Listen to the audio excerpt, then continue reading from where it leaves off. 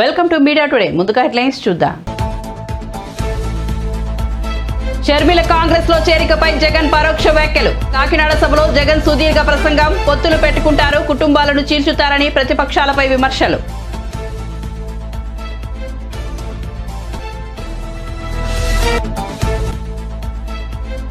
హైదరాబాద్ లో అమర్ రాజా group of company ప్రతినిధులతో రేవంత్ రెడ్డి సమావేశం. అధునాతన సాంకేతికతను ఉపయోగించే కంపెనీలను ప్రోత్సహిస్తామన్న సీఎం.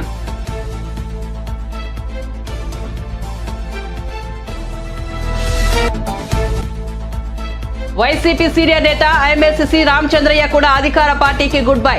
నారా చంద్రబాబును ఆయన నివాసంలో పసుపు కండువా కప్పుకున్న వైసీపీ కీలక నేతలు.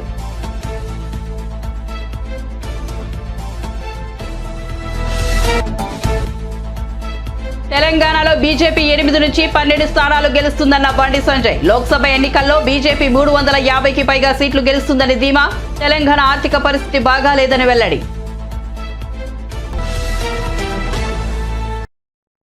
ఇక వార్త వివరాల్లోకి వెళ్తే వైసీపీ సీనియర్ నేత ఎమ్మెల్సీ రామచంద్రయ్య కూడా అధికార పార్టీకి గుడ్ బై చెప్పేశారు. అయితే ఆయన జగన్ సొంత ఇలాకా కడప జిల్లా కీలక నేత కావడం గమనార్హం. బుధవారం నాడు టీడీపీ అధినేత నారా చంద్రబాబును ఆయన నివాసంలో రామచంద్రయ్య కలిసి పసుపు కండువా కప్పుకున్నారు. ఈయనతో పాటు వైసీపీ కీలక నేత ఎంపీ విజయసాయిరెడ్డి, బావమర్ది ద్వారకనాథ్ రెడ్డి, పలువురు కడప జిల్లాకు చెందిన కీలక నేతలు సైకిల్ ఎక్కేశారు. చేరికకు ముందు రామచంద్రయ్య మీడియాతో మాట్లాడుతూ టీడీపీలో చేరేందుకు పార్టీ కేంద్ర కార్యాలయమైన ఎన్టీఆర్ భవన్ కు వచ్చినట్లు ఆయన మీడియాకు తెలిపారు. ఆంధ్రప్రదేశ్ మళ్లీ కోలుకోలేని విధంగా ఏపీని జగన్ అప్పులు పాలు చేశారన్నారు. ప్రజల చర్మం వల్చి పన్నులు కట్టిస్తే తప్ప జగన్ చేసిన అప్పులు తీరవన్నారు. రాష్ట్ర ఆర్థిక పరిస్థితిపై జగన్ కు చెప్పినా వినే పరిస్థితి లేదన్నారు. నాలాగే వైసీపీలో ఎంతో మంది ఉన్నారు, సమయానుకూలంగా బయటికి వస్తారు. తెలుగుదేశంలో చేరేందుకు నేను చంద్రబాబును కలిశాను. పదవుల కంటే సమాజమే ముఖ్యమని తెలుగుదేశం పార్టీలో చేరాలని నిర్ణయించుకున్నానని తెలిపారు. భూములు విలువలు లేవు, కోకాపెట్ట మాదిరిగా 1,40,00,000 అమ్మేదానికి. ప్రతి ఒక్కరి చర్మం ఒలచబడుతుంది. పన్నులు వసూలు చేస్తే కానీ డబ్బులు రావు. మరి ఎట్లా చేస్తారో మహానుభావుడు చంద్రబాబు నాయుడు గారు. అయితే ఆయనకు ఆ కెపాసిటీ ఉంది. నేను చూసిన ఆయనతో సహవాసం చేసి చూసిన ఆ కెపాసిటీ ఆయనకు ఉంది. కాబట్టి అటువంటి కెపాసిటీ ఉండే వ్యక్తి రావాల్సిన అవసరం చాలా ఉంది. అంతేగాని అతన్ని ఎక్కువగా నేను పొగట్టంలే. అతని అవసరం ఈ రాష్ట్రానికి ఇప్పుడు చాలా చాలా అవసరం ఉంది. లేకుంటే రాష్ట్రము ఏ పాలైపోతుందో భయంకరం, ఊహించుకునే దాన్ని కూడా భయంకరం ఉంది. అదొకటి. రెండవది, పాలన అనేది కొన్ని సిస్టమ్స్ పైన ఆధారపడింది. ఆ సిస్టమ్స్ ఉంటే కన్నా పాలన జరిగిపోతూ ఉంటుంది. కానీ రాష్ట్రంలో ఆ సిస్టమ్స్ అన్నీ నాశనం అయిపోయినాయి. ఇప్పుడు ముఖ్యమంత్రి పదవి అది లగ్జరీ పోస్ట్ కాదు. ముఖ్యంగా ఈ టైంలో చాలా భయంకరమైన పోస్ట్ అది. మరి చంద్రబాబు నాయుడు గారు ఎట్లా చేస్తారో కానీ ఈ సిస్టమ్స్ అంతా రెస్టోర్ చేసి మళ్ళా మీకు అనుగుణంగా పరిపాలన ఇవ్వాలంటే ఓ పక్క నిధులు సేకరించాలా, ఓ పక్క ఈ అరాచక పాలన తక్కువ పెట్టేయాలా. ఈ అరాచక పాలనలో కొన్ని వర్గాలు చాలా లాపైనాయి. వాళ్ళంతా మళ్ళా విజృంభిస్తారు. అది కూడా కొంత కంట్రోల్లో పెట్టుకోవాలా. చాలా కంట్రోల్ చేసుకోవాల్సిన అవసరం ఉంది. దాడి జైవీర్ అందరూ కూడా తెలుగుదేశం పార్టీలోకి వచ్చారు. వారికి కూడా ఒకప్పుడు శాసన మండలిలో ప్రతిపక్ష నాయకుడిగా పనిచేసిన అనుభవం ఉంది. అలాంటి నాయకుడిలో తెలుగుదేశం పార్టీకి రావడం మనస్ఫూర్తిగా వారికి స్వాగతం పలుకుతున్నాను. రాయచోట్ నుంచి గడికోట ద్వారకనాథ్ రెడ్డి గారు, ఆయన కూడా ఎమ్మెల్యేగా పనిచేసిన అనుభవం, ఒక రాజకీయ కుటుంబం, ఒక రాజకీయ చైతన్యం కలిగిన కుటుంబం కూడా ఆ కుటుంబం. అలాంటి ద్వారకనాథ్ రెడ్డి గారు పార్టీకి రావడం, అది కూడా కడప జిల్లా రాయచోట్ నుంచి రావడం చాలా సంతోషం. వారిని కూడా మనస్ఫూర్తిగా సాదరంగా పార్టీలకు ఆహ్వానిస్తున్నాను. వీరు కాకుండా మీరు చూస్తే అనంతపూర్ నుంచి డాక్టర్ రాజీవ్ రెడ్డి, యువకుడు, ఉత్సాహవంతుడు, సామాజిక సేవ చేయాలంటే స్పృహ ఉండే వ్యక్తి. అలాంటి వ్యక్తి ఆయన కాకుండా కొన్ని వందల మంది మైనారిటీ సోదరులందరూ వచ్చారు. అందరికి కూడా పేరు పేరున పార్టీలకు స్వాగతం. రెండో పక్కన మీరు ఒక్కసారి ఆలోచిస్తే అభివృద్ధి బాగా కుంటుపడిపోయింది. వారు ఒక మాట చెప్పిన దాని ప్రకారం 75 సంవత్సరాలుగా అభివృద్ధి చేసిన వ్యవస్థల్ని ఒక ఇన్స్టిట్యూషన్ బిల్డప్ చేయడం చాలా సమయం పడుతుంది. దాన్ని ఇమ్మీడియట్గా విధ్వంసం చేయడం చాలా ఈజీ. అదే జరిగింది ఈరోజు. ఒక్క వ్యవస్థ కాదు, ఒక రోడ్ల వ్యవస్థ అధ్వానమైన పరిస్థితి, ఒక అగ్రికల్చర్ వ్యవస్థ ఎక్కడికి పోయిందో మనకే అర్థం కాదు, దాని అడ్రస్ కూడా లేదు. ఒక వెటనరీ కానీ, ఇంకో పక్క ఒక విద్యా వ్యవస్థ కానీ, వైద్యం కానీ అన్ని కూడా దెబ్బతినే పరిస్థితికి వచ్చాయి. అంటే ఎప్పుడు కూడా వ్యవస్థలో పర్ఫెక్ట్గా ఉండి ఆ వ్యవస్థలు నడిపించే వ్యక్తులు సమర్థవంతమైన వ్యక్తులుంటే దాని ఫలితాలు సామాన్య ప్రజానీకానికి అంతాయి. ఈరోజు మీరు చూస్తూ ఉంటే స్కూల్ బిల్డింగ్లు రంగులేయడం అభివృద్ధి కాదు, ఆ విషయం మీరు గుర్తుపెట్టుకోవాలి. అందులో చదువుకున్న విద్యార్థి మేధావిగా తయారై బ్రహ్మాండమైన ఉద్యోగం వస్తే అదే నిజమైన విద్యాభివృద్ధి. అది తెలుగుదేశం పార్టీ చేసిన విధానం. ఈరోజు వీళ్ళేం చేస్తున్నారు? రంగులు కొట్టి పై మెరుగులు దిద్ది ఇదే నిజమైన అభివృద్ధి అని గొప్పలు చెప్పుకుంటున్నారు. సంక్షేమ కార్యక్రమాలు మాట్లాడుతున్నారు. ఈరోజు సంక్షేమ కార్యక్రమాలన్నీ ఇంత మునుపు కూడా ఇచ్చాం. నేనున్నప్పుడు 100 సంక్షేమ కార్యక్రమాలు ఇచ్చాం. అన్ని కార్యక్రమాలు రద్దు చేసి కడాన ఒకప్పుడు స్కాలర్షిప్లు 16 లక్షలు 18 లక్షలకు ఇస్తే ఇప్పుడు విద్యా దీవెన అనే పేరు పెట్టి 10 లక్షలు కుదించి దానికి బటన్ నొక్కి వాళ్ళ పేపర్లో ఫుల్ అడ్వర్టైజ్మెంట్ వేసుకుంటే ఇది అభివృద్ధి కాదు. పిల్లలు చదువుకోలేరు. ఈ రాష్ట్రంలో చదువుకోవాలి అనుకునే ప్రతి ఒక్క విద్యార్థికి అవసరమైతే పోస్ట్ గ్రాడ్యుయేషన్ కాదు, విదేశాల్లో కూడా చదువుకునే అవకాశం కల్పించినప్పుడే నిజమైన విద్యాభివృద్ధి. అదే తెలుగుదేశం పార్టీ చేశాం. విదేశీ విద్య కింద తెలివైన పిల్లలకి 15 లక్షల రూపాయలు ఆర్థిక సహాయం చేసిన పార్టీ తెలుగుదేశం పార్టీ అని చెప్పి నేను మీకు తెలియజేస్తున్నా. ఈ వ్యవస్థే కాదు, ఇటీవలే మనం చూస్తే భయంకరంగా ఎమ్మెల్యేలను ట్రాన్స్ఫర్లు చేసేస్తున్నారు. నా జీవితంలో నేను ఎప్పుడు కూడా ఇది వినలేదు. ఒక ప్రజా జీవితం అనేది పవిత్రమైంది. రాజకీయాల్లోకి ఎందుకు వస్తారంటే ప్రజలకు మేలు చేయాలి. చంద్రబాబు ప్రభుత్వ హయాంలో జరిగిన అవినీతిని ప్రశ్నించిన జనసేన అధినేత పవన్ కళ్యాణ్ కు కూడా అవినీతిలో భాగస్వామ్యం ఉందని ఏపీ సీఎం వైఎస్ జగన్ ఆరోపించారు. వైసీపీ హయాంలో ఎక్కడ అవినీతి జరగకుండా అవినీతి జరిగిందని ఆరోపించడం అవివేకమని పేర్కొన్నారు.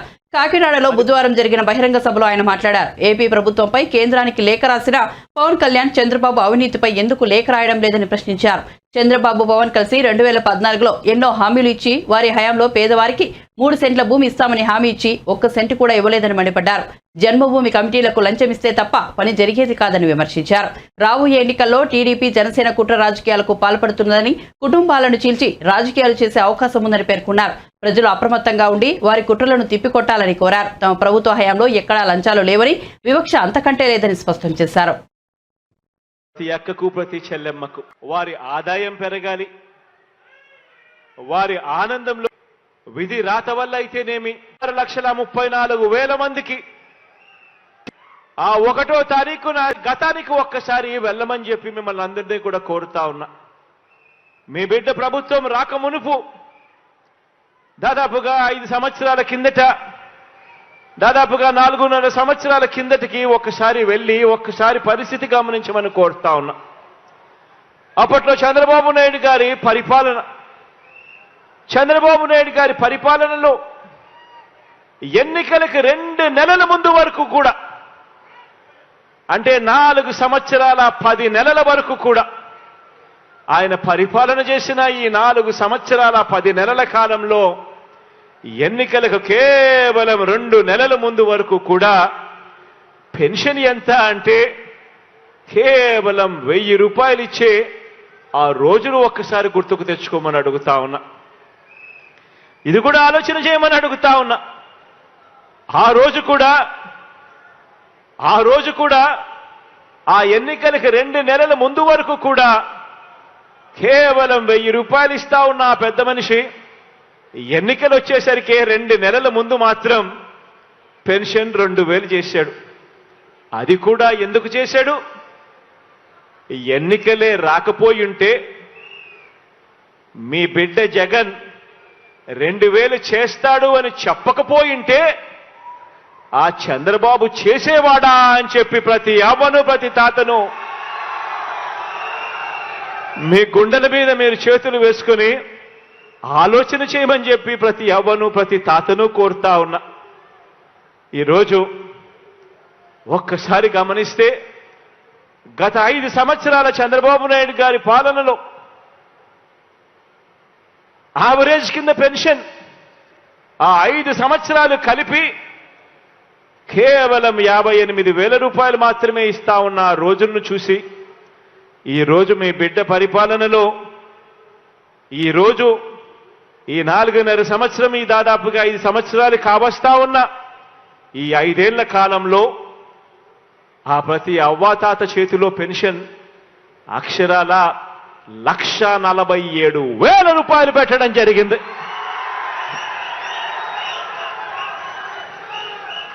వికలాంగులు ఇటువంటి వారిని కూడా లెక్కలో వేసుకుంటే వాళ్ళ చేతుల్లో కనీసం అంటే 1,82,000 రూపాయలు పెట్టడం జరిగింది. ఇది కూడా ఆలోచన చేయమని అడుగుతా ఉన్నా. గతానికి ఇప్పటికీ మధ్య తేడా గమనించమని అడుగుతా ఉన్నా. గతంలో పెన్షన్ కావాలి అనంటే పడిగాపులు కాయాలి. గతంలో పెన్షన్ తేడా గమనించమని అడుగుతా ఉన్నా. ఈరోజు ఎవరికి పెన్షన్ కావాలనలేదు. చివరికి ఏ పార్టీ అని చెప్పి కూడా ఎవరు అడగడం లేదు. ఎంతమందికి పెన్షన్లు ఇచ్చేవాళ్ళంటే కేవలం 39 లక్షలు. ఎన్నికలకు 2 నెలలు. అధునాతన సాంకేతికతను ఉపయోగించే అమర్ రాజా వంటి కంపెనీలకు ప్రోత్సాహం ఉంటుందని తెలంగాణ ముఖ్యమంత్రి రేవంత్ రెడ్డి హామీ ఇచ్చారు. హైదరాబాద్ లో అమర్ రాజా గ్రూప్ ఆఫ్ కంపెనీ ప్రతినిధులతో బుధవారం జరిగిన సమావేశంలో సీఎం రేవంత్ రెడ్డి, ఐటీ శాఖ మంత్రి శ్రీధర్ బాబు, సీఎస్ శాంతికుమారి, ఇతర అధికారులు పాల్గొన్నారు. ఈ సమావేశంలో అమర రాజాకు చెందిన గల్లా జయదేవ్ కూడా ఉన్నారు. ఈ సందర్భంగా ముఖ్యమంత్రి రేవంత్ రెడ్డి మాట్లాడుతూ రాష్ట్ర పారిశ్రామిక అభివృద్ధిలో అమర్ రాజా కంపెనీది కీలక పాత్ర అన్నారు. శుద్ధ ఇంధనం ఉత్పత్తికి తెలంగాణ రాష్ట్రం కట్టుబడి ఉందని తెలిపారు. అధునాతన సాంకేతికతను ఉపయోగించే కంపెనీలకు ప్రోత్సాహం ఉంటుందన్నారు. అనంతరం గల్లా జయదేవ్ మాట్లాడుతూ గిగా కారిడార్ కు ప్రభుత్వం ఇస్తోన్న సహకారం అభినందనీయమన్నారు. తమ ప్రాజెక్టు త్వరితగతిన పూర్తయ్యేందుకు ఈ ప్రభుత్వం సహకరిస్తోందని తెలిపారు. తమ వ్యాపారాలను మరింతగా విస్తరిస్తామని, విద్యుత్ బ్యాటరీల అభివృద్ధికి ప్రభుత్వం తోడ్పాట్లను అందిస్తోందన్నారు. జనసేనలో చేరికల జోష్ నెలకొంది. వైసీపీ, కాంగ్రెస్ పార్టీల నుంచి పలువురు జనసేనలో చేరారు. ఉమ్మడి కృష్ణా జిల్లాకు చెందిన పలువురు కాంగ్రెస్, వైసీపీ నాయకులు జనసేన కండువా కప్పుకున్నారు. బుధవారం మంగళగిరిలోని జనసేన పార్టీ కేంద్ర కార్యాలయంలో నిర్వహించిన కార్యక్రమంలో పార్టీ అధ్యక్షుడు పవన్ కళ్యాణ్ వారికి కండువా కప్పి సాదరంగా ఆహ్వానించారు. కాంగ్రెస్ పార్టీ విజయవాడ నగర మాజీ అధ్యక్షుడు బాడిత శంకర్, మాజీ కార్పొరేటర్లు చిలక సలోమి భగవాన్, సముద్రాల ప్రసాద్, అవనిగడ్డకు చెందిన వైసీపీ నాయకుడు రామాంజనేయులు జనసేనలో చేరారు. ఈ చేరికల కార్యక్రమంలో జనసేన పీఎస్సీ చైర్మన్ నాదెండ్ల మనోహర్ పాల్గొన్నారు. చేరికల సందర్భంగా మాట్లాడిన పవన్ కళ్యాణ్ కీలక వ్యాఖ్యలు చేశారు. నన్ను నమ్మి పార్టీలోకి వచ్చిన అందరినీ నమ్మకాన్ని నిలబెట్టుకుంటామన్నారు. నూతన చేరికలతో ఉమ్మడి కృష్ణా జిల్లాలో పార్టీ మరింత బలోపేతమవుతుందన్నారు. మీరంతా మార్పు కోరి పార్టీలోకి వచ్చారన్న పవన్ కళ్యాణ్ 2024లో ఆ మార్పును తీసుకురాబోతున్నామన్నారు. ప్రభుత్వంలో బలమైన భాగస్వామ్యం తీసుకుంటామని పవన్ కళ్యాణ్ చెప్పారు. ఎంవికే రామాంజనేయులు గారు, ఆయన కూడా పార్టీకి చాలా రోజుల నుంచి మనస్ఫూర్తిగా పనిచేస్తున్నారు.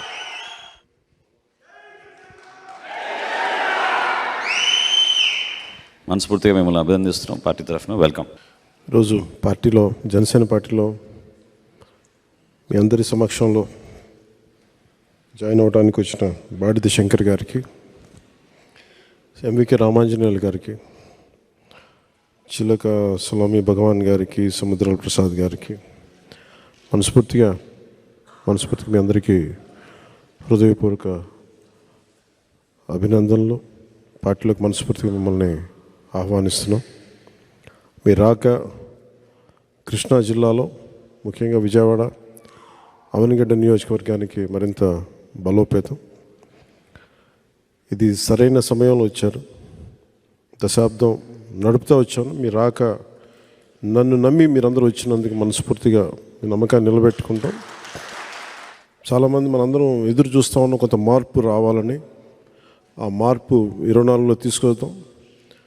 జనసేన ప్రభుత్వంలో చాలా బలమైన భాగస్వామ్యం తీసుకుంటుందని మీకు తెలియజేసుకుంటూ సెలవు తీసుకున్నాను. జై జనసేన, జై హింద్.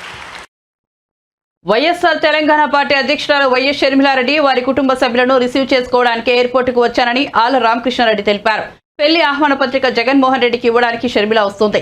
షర్మిల కాంగ్రెస్ పార్టీలో చేరిన తర్వాత నేను చేరుతాను. కాంగ్రెస్ పార్టీ ఏ బాధ్యతలు ఇచ్చినా ఇవ్వలేకపోయినా పార్టీ బలోపేతానికి కృషి చేస్తానన్నారు. వైఎస్ జగన్మోహన్ రెడ్డితో పాటు పార్టీని వీడి వచ్చాను. కాంగ్రెస్ పార్టీ దశాబ్దాలుగా బలంగా ఉన్నటువంటి పార్టీ. బలమైన నాయకత్వం కాంగ్రెస్ పార్టీలో ఉంది. కాంగ్రెస్ పార్టీలోకి వచ్చే వ్యక్తుల గురించి అధిష్టానం చూసుకుంటుందన్నారు. వారితో చర్చలన్నీ పార్టీనే జరుపుతుందని ఆళ్ల రామకృష్ణారెడ్డి పేర్కొన్నారు. కేంద్రంలో అధికారంలో ఉన్నప్పుడు ఈ రాష్ట్రానికి ప్రత్యేక హోదా ఇస్తామని చెప్పేసి విభజన సమయంలో హామీ ఇవ్వటం జరిగింది. 2014 నుంచి 2019 వరకు కూడా అప్పుడున్నటువంటి తెలుగుదేశం ప్రభుత్వం కానివ్వండి, తెలుగుదేశం ప్రభుత్వంలో మరి కలిసి ఉన్నటువంటి బీజేపీ ప్రభుత్వం కానివ్వండి, వాళ్ళిద్దరూ ఉండి కూడా ప్రత్యేక హోదా తీసుకురాలేకపోవటం, మరి ఇవాళ ఈ ముఖ్యమంత్రి జగన్మోహన్ రెడ్డి గారు వైఎస్ఆర్ కాంగ్రెస్ పార్టీ కూడా ప్రత్యేక హోదా దిశగా అడుగులేయకపోవటం, కాంగ్రెస్ పార్టీ ఈరోజు చెప్తా ఉంది. బహుశా రాహుల్ గాంధీ గారు కానివ్వండి, వాళ్ళందరి స్టేట్మెంట్లు కూడా మనం చూస్తూ ఉన్నాము. ఖచ్చితంగా కాంగ్రెస్ పార్టీ అటు కేంద్రంలో ఇటు రాష్ట్రంలో అధికారంలోకి వస్తే ప్రత్యేక హోదా మేము ఇస్తామని అంటూ ఉన్నారు. కాబట్టి కాంగ్రెస్ పార్టీ అనేది అది చరిత్ర ఉన్నంతకాలం ఉండే పార్టీ అనే సంగతి మనందరికీ తెలుసు. కాబట్టి వ్యక్తుల యొక్క ప్రాధాన్యత ఇక్కడ ఉండదని చెప్పేసి నేను భావిస్తూ ఉన్నాను. అదే షర్మిలమ్మ గారు రేపు జాయిన్ అవ్వబోతా ఉన్న సంగతి మనందరికీ తెలిసిందే. ఢిల్లీలో ఆమె ఆంధ్రప్రదేశ్ వచ్చిన తర్వాత మరి ఆంధ్రప్రదేశ్ నుంచి ప్రతినిధిగా ఉన్న నేను ఆంధ్రప్రదేశ్లో చేరాలని చెప్పి నేను వ్యక్తిగతంగా అనుకున్నాను. కాబట్టి నేను వెళ్ళట్లేదమ్మా ఢిల్లీ. సో షర్మిలమ్మ గారు ఆంధ్రప్రదేశ్ వచ్చిన తర్వాత ఇక్కడ ఉన్నటువంటి పెద్దలు, కాంగ్రెస్ పార్టీ పెద్దలు కానివ్వండి, అదేవిధంగా పిసిసి అధ్యక్షులు గిడుగు రుద్రరాజు గారు కానివ్వండి, వాళ్ళందరి సమక్షంలో జాయిన్ అవ్వాలని చెప్పి నేను అనుకుంటాను. అవి నాకు తెలియదండి, నాకు తెలియదు. లేదండి, నేను అలాంటి పనులు చేసేవాడిని కాదు. ఎవరైనా సరే కాంగ్రెస్ పార్టీలోకి వస్తామనంటే కాంగ్రెస్ స్వాగతిస్తూ ఉంది. కాబట్టి ఎవరు వచ్చినా కూడా కాంగ్రెస్ పార్టీ వాళ్ళని స్వాగతిస్తుందని చెప్పి నేను భావిస్తాను.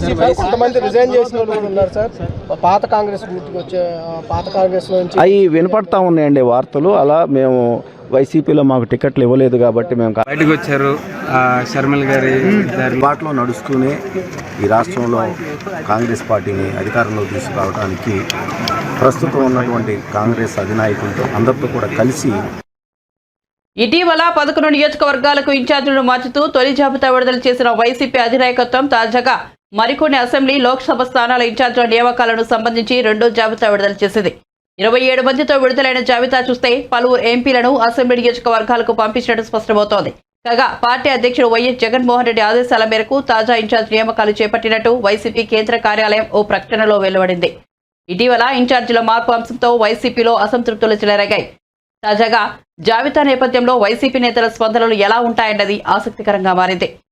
రెండో జాబితా పరిశీలిస్తే మాజీ మంత్రి శంకర్ నారాయణ ఈసారి అనంతపురం ఎంపీ స్థానం నుంచి ఇన్ఛార్జిగా నియమితులయ్యారు.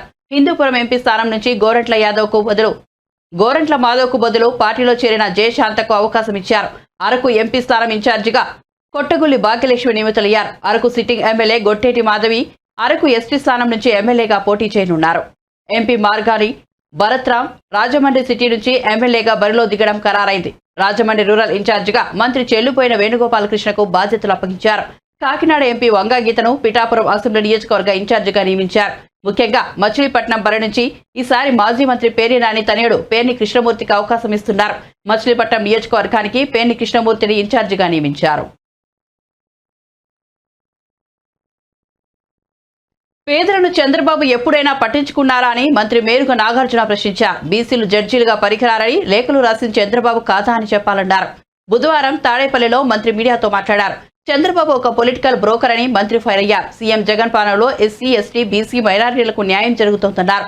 అంబేద్కర్ కోరుకున్న పాలన ఏపీలో ఉందని చెప్పారు. గతంలో ఇచ్చిన హామీల్లో ఒక్కదానిపైన చంద్రబాబు నెరవేర్చారా అని ప్రశ్నించారు. ఇకపోతే ఈ మధ్యకాలంలో ఎటు వీళ్ళు చంద్రబాబుకి ఊడిగం చేస్తూ ఉన్నారు. ఈనాడు కానీ, రామోజీరావు కానీ, లేకపోతే రాధాకృష్ణ గారు కానీ, లేకపోతే నాయుడు గారు కానీ, వీళ్ళంతా ఊడిగం చేస్తారే ఉన్నారు. గుణపాలతో లేపుతా ఉన్నారు, ప్రొక్లైన్ పెట్టి లేపుతా ఉన్నారు చంద్రబాబుని. కొత్తగా ఇంకోటి తయారయ్యాడు బి టీము. ఆమె బీజేపీ పార్టీ అధ్యక్షురాలు. ఉదయం టీడీపీ ఆఫీస్ నుంచి ఒక స్క్రిప్ట్ వస్తుంది, ఆమె స్టార్ట్ చేసింది. బీజేపీకి రాష్ట్ర అధ్యక్షురాలుగా ఉన్నటువంటి పురంధేశ్వరి గారు రోజు జగన్మోహన్ రెడ్డి గారి మీద, మా ప్రభుత్వం మీద, మా పార్టీ మీద విషం కక్కుతూ ఉన్నారు. చివరికి పాపం ఆమెకి ఎక్కడ దాకా వెళ్ళిందంటే ఎస్సీ ఎస్టీల గురించి కూడా బీసీల గురించి మాట్లాడే పరిస్థితికి ఆమె వెళ్ళింది. ఎస్సీల కోసం మాట్లాడే ముందు తల్లి పురంధేశ్వరమ్మా ఒక్కసారి వెనక్కి వెళ్ళమ్మా. ఎంతమంది ప్రాణాలు కోల్పోయారో కారంచేడులో, నువ్వు ఏమైపోయావమ్మా? నువ్వు ఒక పార్టీ, మీ ఆయన గారు ఒక పార్టీ, మీ అబ్బాయి గారు ఒక పార్టీ. రేపు మీరు జగన్మోహన్ రెడ్డి గారి కోసం, మా కోసం, మా ఎస్సీల కోసం మాట్లాడుతున్నారంటే ముందు మీ నాన్న మహానుభావుడు, ఆయన పార్టీని పెడితే అప్పళంగా లాగేసుకుంటే మీ నోర్లు మోగపోయినాయి. పార్టీని లాక్కున్నారు, జెండాను లాక్కున్నారు, ఎన్టీఆర్ ట్రస్ట్ను లాక్కున్నారు, దాని ఆస్తులు లాక్కుంటే మీ నోళ్లు మోగబోయినాయే. నువ్వు వచ్చి మాకు దెయ్యాలు వేదాలు వల్లించినట్టు జగన్మోహన్ రెడ్డి గారిని, మా పార్టీని, మా పార్టీ ఎజెండాను మాట్లాడుతూ ఉన్నావు. ఆయనేమో పాప మహానుభావుడు ఎన్టీ రామారావు గారు ఆనాడు కాంగ్రెస్ పార్టీకి వ్యతిరేకంగా పార్టీని పెట్టి ఈ రాష్ట్ర రాజకీయాల్లో తనకంటూ ఒక స్థానాన్ని నిలబెట్టుకుంటే మీ మరిది గారు వచ్చి ఎవరి కోసం పార్టీని పెట్టాడో వాళ్ళతో లాలూచి, వాళ్ళతో చట్టపట్టాలు, ఎవరు వాళ్ళు వ్యతిరేకంగా ఉన్నారో ఆ పార్టీకి, ఆ కాంగ్రెస్ పార్టీ ఎవరికి వ్యతిరేకంగా ఉందో ఆ దానికి మీరు ఈ రాష్ట్రంలో ఎడ్డింగ్ చేస్తా ఉన్నారు. ఒక ప్రక్క కాంగ్రెస్కి, ఒక ప్రక్క బీజేపీకి, అందరితో చట్టపట్టాలు. నీరొచ్చి మాట్లాడటం మా కోసం. మీ మరిది గారు ఎప్పుడన్నా రాజకీయాల్లోకి వచ్చినాక పొత్తు పెట్టుకొని పార్టీ అనేది ఏదన్నా ఉందా? చెప్పగలుగుతావమ్మా పురంధరేశ్వరమ్మ తల్లి? బీజేపీపై తప్పుడు ప్రచారాలు నమ్మవద్దని, విష ప్రచారం చేసేవారి సంగతి పార్టీ చూసుకుంటుందని ఆ పార్టీ జాతీయ ప్రధాన కార్యదర్శి కరీంనగర్ ఎంపీ బండి సంజయ్ అన్నారు. కరీంనగర్ లో ఆయన పార్టీ నాయకులతో సమావేశం నిర్వహించారు. ఈ సందర్భంగా మాట్లాడుతూ ఎన్నికల్లో కష్టపడ్డ వారికే స్థానిక సంస్థల ఎన్నికల్లో టికెట్లు ఇస్తామని స్పష్టం చేశారు. రానున్న పార్లమెంట్ ఎన్నికల్లో బీజేపీని అత్యధిక మెజార్టీతో గెలిపించాలన్నారు. త్వరలో 20,000 మందితో క్షేత్రస్థాయి కార్యకర్తల సమ్మేళనం నిర్వహిస్తామని వెల్లడించారు. బీఆర్ఎస్ ను కూకటి వేళ్లతో పెకిలిద్దామని పిలుపునిచ్చారు. తెలంగాణ ఆర్థిక పరిస్థితి బాగాలేదన్నారు. ఉద్యోగుల వేతనాలకు కూడా డబ్బులు లేవన్నారు. కాంగ్రెస్ పార్టీ ఇచ్చిన హామీలు ఏ మేరకు నెరవేరుస్తుందోనని దేవుడెరుగు అన్నారు. కాంగ్రెస్ ఎన్నికల మేనిఫెస్టో అమలు చేయడం కష్టంగా అనిపిస్తోందని, అందుకే రేవంత్ రెడ్డి ముఖంలో నవ్వు కనిపించడం లేదన్నారు. లోక్సభ ఎన్నికల తర్వాత కాంగ్రెస్ ప్రభుత్వం మనుగడ ఇబ్బందికరంగా మారుతుందన్నారు. హిందూ యొక్క సహకారంతో వారిచ్చినటువంటి పాపం ఆ కుటుంబము ఆ గోవును సాదుకుంటుంది. ప్రభుత్వం క్షమించదని తీసుకోవాలి. ఏదో గోవు కదా అని చెప్పి మీరు భావిస్తే చూస్తున్నాం. బీజేపీ కోపం ఎందుకు? మాకు టార్గెట్ కాంగ్రెస్, బీఆర్ఎస్. ఆయనతో బీఆర్ఎస్ ఇంటి పంపదానికి ఇష్టపడ్డాం. బీఆర్ఎస్ ఆ వేర్లు కూకటతో పెగిలించేదానికి ఇష్టపడ్డాం. మీరు ఇష్టపెడతారు కావచ్చు. మీరు కాంగ్రెస్ పార్టీకి ఏమున్నది?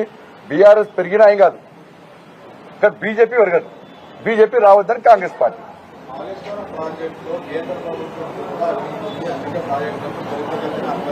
ఇయ్యరాదు. అరే మన ప్రభుత్వం సిబిఐకి ఇవ్వరాదు ఎందుకు? మరి ఇప్పుడు సిబిఐకి ఇవ్వచ్చు కదా, సిబిఐకి ఇవ్వచ్చు కదా అన్న. మరి వాటితో పెకిలించడానికి భారతీయ జనతా పార్టీ సిద్ధంగా ఉంది. ఇప్పుడు అధికారం వచ్చాక కాళేశ్వరం పోగొడుతుంది, మళ్ళీ రీడిజన్ అంటారు దాని వల్ల. ఇక మళ్ళీ స్టార్ట్ వెళ్ళి ఒక రీజన్ అంటే వాళ్ళు మార్చింది, వీళ్ళు మార్చారు, వీళ్ళు మార్చింది, ఇప్పుడు వీళ్ళు మారుస్తారు. కాబట్టి దయచేసి మళ్ళా కాంగ్రెస్ పార్టీ నాయకులకు విజ్ఞప్తి చేస్తున్నారు. మొన్ననే ప్రభుత్వం ఏర్పడ్డది మీది. ఏర్పడ్డ తర్వాత మీ మీద కోపం ఎవరికి లేదు, నాకైతే కోపం లేదు. ఎందుకంటే ఒక మూర్ఖత్వ పాలన పీడ విరగలేదు అనుకున్నాను. ఆ కుటుంబ రాజ్యం పీకింది అనుకో, పీడ విరగదు అనుకున్నా, కుటుంబ రాజ్యం పీకింది అనుకున్నా.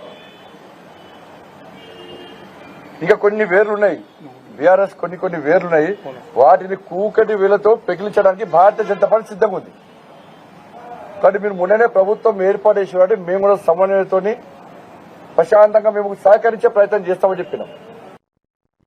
జనసేన అధినేత స్టార్ హీరో పవన్ కళ్యాణ్ కు అరుదైన గౌరవం దక్కింది. ఉత్తరప్రదేశ్ లో ప్రతిష్టాత్మకంగా నిర్మిస్తోన్న అయోధ్య రామ మందిర ప్రారంభోత్సవానికి రావాలని పవన్ కళ్యాణ్ కు ఆహ్వానం అందింది.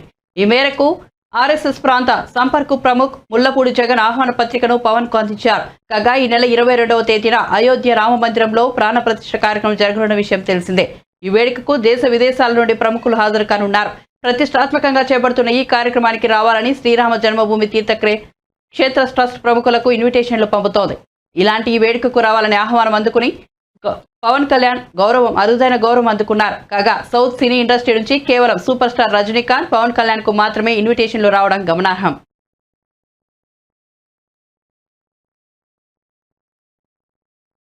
బులెటిన్ ముగించే ముందు హెడ్లైన్స్ మరోసారి చూద్దాం. షర్మిల కాంగ్రెస్ లో చేరికపై జగన్ పరోక్ష వ్యాఖ్యలు. కాకినాడ సభలో జగన్ సుదీర్ఘ ప్రసంగం. పొత్తులు పెట్టుకుంటారు, కుటుంబాలను చీల్చుతారని ప్రతిపక్షాలపై విమర్శలు.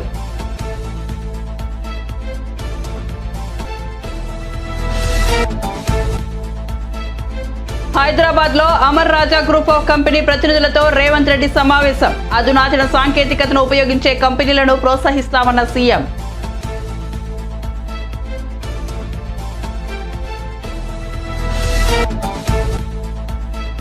వైసీపీ సీనియర్ నేత ఎమ్మెల్సీ రామచంద్రయ్య కూడా అధికార పార్టీకి గుడ్ బై. నారా చంద్రబాబు నివాసంలో పసుపు కండువా కప్పుకున్న వైసీపీ కీలక నేతలు.